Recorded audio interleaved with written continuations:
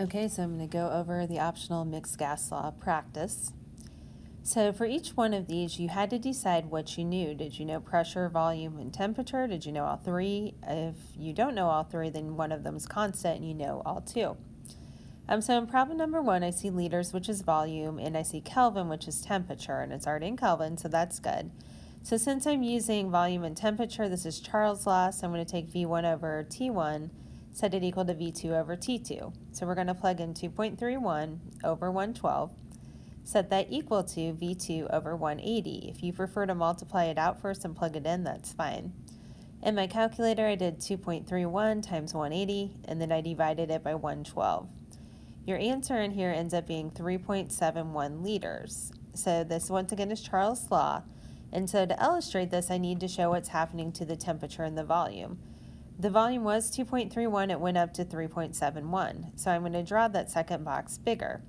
The temperature was 112, it went up to 180. That means the particles are moving faster, so I'm going to add that second motion line, the little whooshy. So in your picture, you should have drawn the first box smaller with one line, your second box larger with two lines. The pressure needs to be the same because in this law it's constant. They did not mention a change in pressure.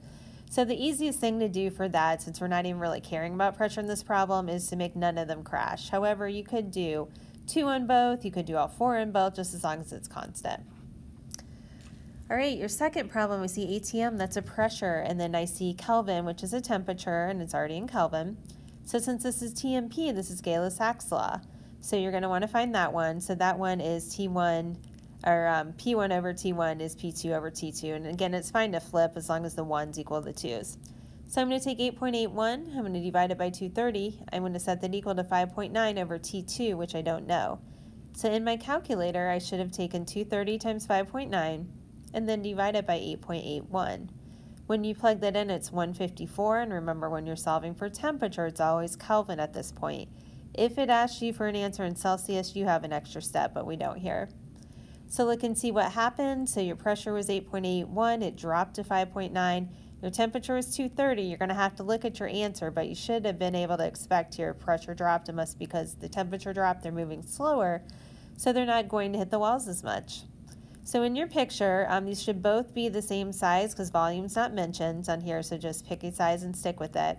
Same amount of gas, and we want to show the pressure dropping and the temperature dropping. So that means originally they were moving faster and hitting the walls more. So your first picture should have 2 lines. They should hit the walls more. Your second picture should just have 1 line and don't hit them as much. Since we are talking about pressure in here, I would select you to have at least 1 hit on here, but you could do like 4 and 2 or some other combination. Law number 3, we see more numbers. We see PV and T, so this has to be the combined gas law. So remember, we're going to do P1 V1 over T1 and set it equal to P2 V2 over T2. If you do want to use the multiplied out version, then you want to put the opposite temperature with, so the P and V have to be 1s and T has to be 2, and then the opposite. So I'm going to set this up, 6.32 times 4.1 over 225, and again, make sure you have everything paired in the right spot. Someone could do T1 on top and P1 and V1 on bottom as long as they did the same on the other side. We're going to set that equal to P2, which is 1.2. We don't know V2, so that's what I'm going to put there. And we do know T2, it's 198.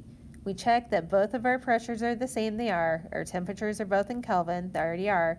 And then since this is in liters, that's what I want to label my problem. So in my calculator, I put 6.32 times 4.1 times 198. I then divided it by 225 and divided it by 1.2. Some people like to write that all out and multiply out what both sides are and then divide them. That's perfectly fine. Just make sure you don't round till the end. So when I do this, I get 19 or 19.0. I would take either answer here because the original volume did have a 10 spot. However, the least sig figs is 2, so either one is fine with me. You've got to kind of watch out on your particle diagrams here because sometimes you'll see things that don't necessarily go together, so make sure you're illustrating what really happened, and I suggest you look at it in the order V, T, and P. Your volume went up. You have to look at your answer for that one. It went from 4.1 to 19. Your temperature was 225 and 198, so that's why I like this proportion. I can just look before and after, left and right. And then your pressure on here, it was 6.32, and then it dropped to 1.2. So the reason this happens, we have a lot more room. It went from 4.1 to 19 liters, so it's gotten almost 5 times as big, so there's a lot more room. So your first picture should be smaller, double whooshies, and more bouncing off. Since you have so much more space later, you are going to see it not hitting at the sides as much. That would be normal. Now, a lot of times when you're doing Charles' Law, the bigger box has double whooshies. That doesn't necessarily have to happen in this. Sometimes you can manipulate things yourself, like you put the gas on, heat it up on there, or you squish the volume down on there with the piston, whatever. So other things will happen because one thing changes, but if you're changing something, things can happen in kind of different ways. And again, a big change will outweigh a small change, so sometimes you don't know what's going to happen until you predict. On here. All right, so next slide, the next one has volume and pressure. ATM is pressure, so this is Boyle's law. You do have to be careful. This is the one inverse law in here. So P1V1 is P2V2, so we're going to put 16.1 times 7.56. You want to keep them paired up, but multiplied out in Boyle's law. That's equal to P2 times 1.3. We're going to multiply and then divide, so I'm going to take 16.1 times 7.56 and divide it by 1.3. Plug that in my calculator and I get 93, sorry, 0.6 or 94 ATM. Again, I would take both here because the original pressure was measured to a tenth, but some of these only have 2 sig figs, so people can kind of argue that a little bit. When I draw this, I see my pressure drops. It was 16.1, or I'm sorry, my pressure increases 16.1, and it goes up to 94, so a lot more pressure because my volume dropped from 7.56 to only 1.3, big change there.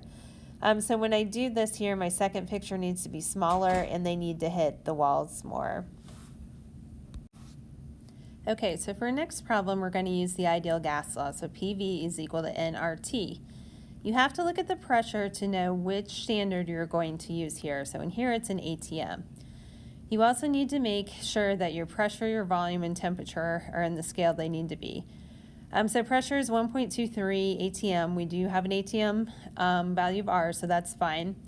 If you had something like millimeters of mercury, you would have to convert it.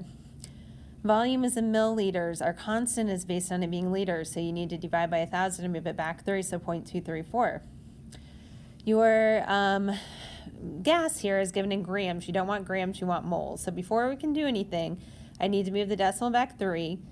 We're looking for the temperature in Celsius. However, we'll have to find it in Kelvin first. So I add up CH4, its molar mass is 16.05.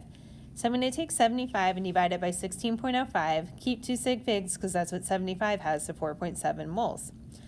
So now that's ready to plug in, and I already switched that. So 1.23 my pressure times 0.234 my volume is equal to N that I just found, 4.7 moles.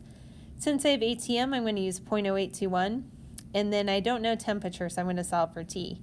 I'm going to plug in 1.23 times 0.234, divide it by 0.47, and divide it by 0.0821. Or you can multiply both sides out and divide, but again, don't round till the end if you do that. So your temperature is very small. It's 0.75 Kelvin. We're then pretty close to absolute zero here. And then we would take away 273 because it wants it back in Celsius. Remember, Celsius can be negative on there. So we're going to get negative 276.43 on there. Let's see, new, or 272. Yeah, I guess that's the next problem. Sorry, they're similar numbers. So we're going to get negative 272.25 on there. The 273 is going to be considered to have as many sig figs as you need in there, so just go off your original measurement, which had 2 decimals. We have one more problem with that. PV equals nRT. So in the next one, it's in kPa, so we need to switch our value of R. 75.2 times V, we don't know, is equal to 3.57. That's already in moles. R here, I'm going to have to use 8.314.